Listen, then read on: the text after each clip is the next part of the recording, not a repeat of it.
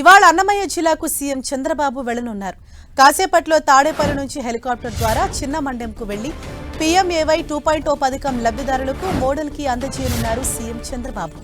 మధ్యాహ్నం 12 గంటలకు ప్రజావేదికలో ప్రజలనుద్దేశించి సీఎం చంద్రబాబు ప్రసంగించనున్నారు. అనంతరం సోషల్ మీడియా ఇన్ఫ్లుయెన్సర్లతో ఇంటరాక్షన్ కానున్నారు. మధ్యాహ్నం 2:30 గంటల నుంచి 4 గంటల వరకు పార్టీ క్యాడర్తో సమావేశం కానున్నారు. అనంతరం సాయంత్రం 4:35 కడప విమానాశ్రయం నుంచి నేరుగా విశాఖపట్నం చేరుకుంటారు సీఎం చంద్రబాబు.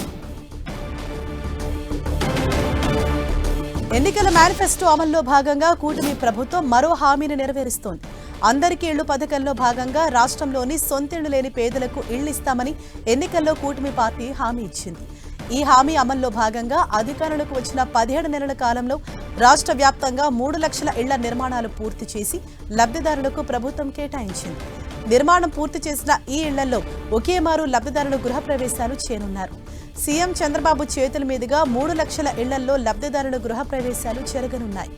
అన్నమయ్య జిల్లా రాయచోటి మండలం దేవగుడిపల్లి గ్రామంలో సామూహిక గృహప్రవేశాల కార్యక్రమంలో సీఎం పాల్గొనడంతో పాటు రాష్ట్ర వ్యాప్తంగా నిర్మాణం పూర్తి చేసుకున్న ఇళ్లను వర్చువల్ గా ప్రారంభించనున్నారు.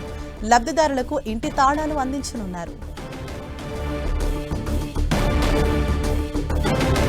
ప్రధానమంత్రి ఆవాస్ యోజన బీఎల్సీ కింద నిర్మించిన 2,28,034 ఇళ్లు, పీఎంఏవై గ్రామీణ కింద 65,292 ఇళ్లు, పీఎంఏవై జన్మన్ పథకం కింద మరో 6,866 ఇళ్లలో లబ్ధిదారులు గృహప్రవేశాలు చేయనున్నారు.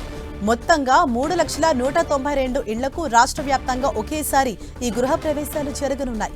ప్రభుత్వం అమలు చేస్తున్న ఇసుక విధానం ద్వారా దాదాపు ఉచిత ఇసుక విధానంతో 20 టన్నుల ఇసుక ఉచితంగా పొందేందుకు ప్రభుత్వం వీలు కల్పించింది.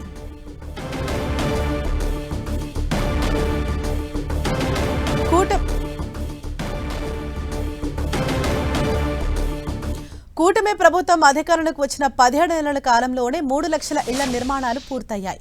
3 లక్షల ఇళ్ల ప్రారంభోత్సవ కార్యక్రమంలో ఆయా జిల్లాల నుంచి మంత్రులు, ప్రజాప్రతినిధులు కూడా ఈ సామూహిక గృహప్రవేశాల కార్యక్రమంలో పాల్గొననున్నారు.